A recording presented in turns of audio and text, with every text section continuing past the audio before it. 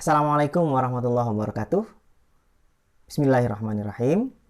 Pertanyaan pertama yang sering muncul di kalangan orang-orang yang baru belajar bahasa Arab itu adalah, saya harus mulai dari mana?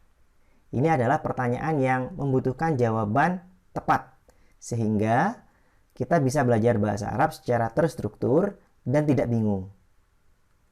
Nah, untuk menjawab pertanyaan ini, saya akan menampilkan sebuah ungkapan yang berasal dari hadis berikut ini.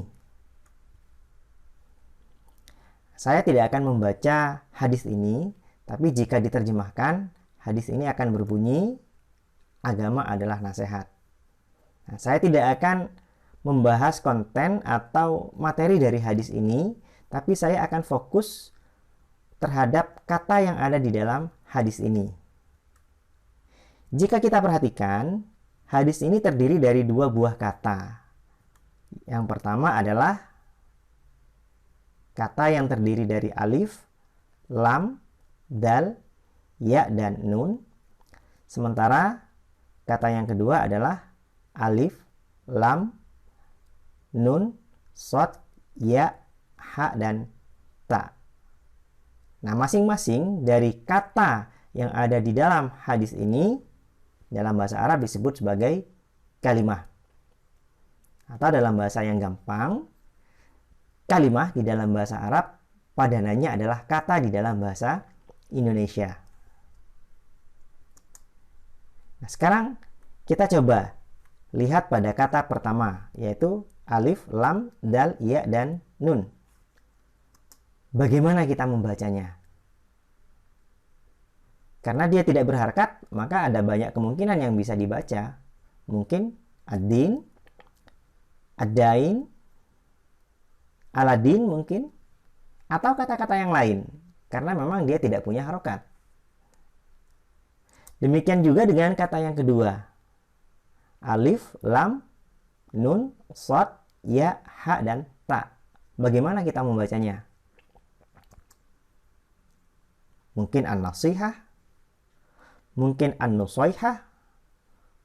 Bisa jadi ada yang membaca al-ansihah, atau mungkin ada yang membaca dengan kata-kata yang lain karena dia memang tidak memiliki harokat. Nah, disinilah kita membutuhkan sebuah ilmu yang namanya ilmu shorof. Nah, ilmu shorof ini akan mempelajari bagaimana perubahan bentuk setiap kata atau setiap kalimah dalam bahasa Arab, sehingga kita bisa menemukan bacaan yang benar pada kalimah tersebut. Baik, berdasarkan ilmu shorof, nanti akan terbaca hadis tersebut sebagai ad-din an-nasihah. Nah, dua kalimah ini apabila dikumpulkan, maka dia akan membentuk sebuah susunan kalam. Atau dengan kata lain, kalimah-kalimah apabila dikumpulkan, maka dia akan membentuk sebuah kalam. Padanan kalam dalam bahasa Indonesia itu adalah kalimat. Nah, konsekuensi dari beberapa kalimah yang dirangkai menjadi sebuah kalam ini akan menimbulkan permasalahan baru, yaitu bagaimana membaca akhir setiap kalimah. Tadi kita hanya menemukan bahwa dia dibaca ad-din dan an-nasihah. Ini sudah bisa kita jawab dengan ilmu shorof. Nah, tapi bagaimana membaca akhirnya? Apakah kita akan membaca ad-dinu an-nasihatu, atau ad-dina an-nasihata, atau ad-dini an-nasihati, atau ad-dinu an-nasihati? Nah, pertanyaan-pertanyaan ini akan dijawab oleh sebuah ilmu yang namanya ilmu nahwu.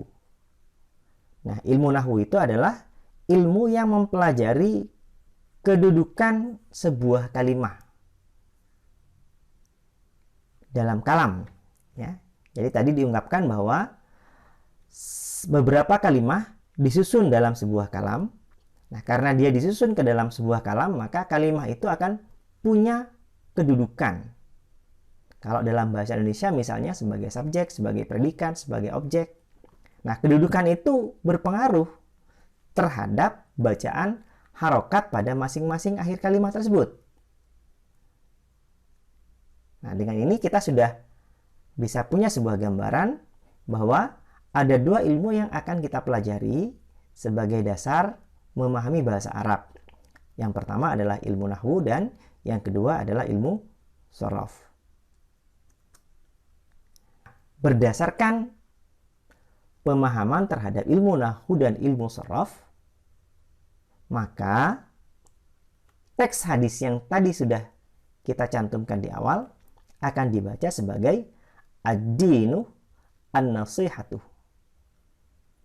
Ilmu shorof berkontribusi membaca setiap kalimat bukan di harakat akhirnya, ad-din dan an-nasihah. Sedangkan ilmu nahwu berkontribusi untuk menentukan posisi sebuah kalimat yang berdampak pada bacaan akhir kalimat itu, yaitu ad-dinu dan an-nasihat. Nah, dari ini bisa kita simpulkan bahwa kalimat apabila dia dirangkai dan membentuk sebuah ungkapan yang bisa difahami, dia akan menjadi sebuah kalam. Nah, untuk memahami bagaimana kalimat-kalimat itu terbentuk, bagaimana kalimat-kalimat itu akan dibaca, maka kita butuh sebuah ilmu yang namanya ilmu shorof. Dan untuk mengetahui bagaimana posisi kalimat tersebut di dalam kalam yang akan mempengaruhi harokat akhir kalimat tadi, kita membutuhkan sebuah ilmu yang namanya ilmu nahwu. Di akhir materi ini, catatan pentingnya adalah dalam pembelajaran ke belakang, jika saya mengatakan kalimat dalam bahasa Arab, maka padanannya di dalam bahasa Indonesia itu adalah kata.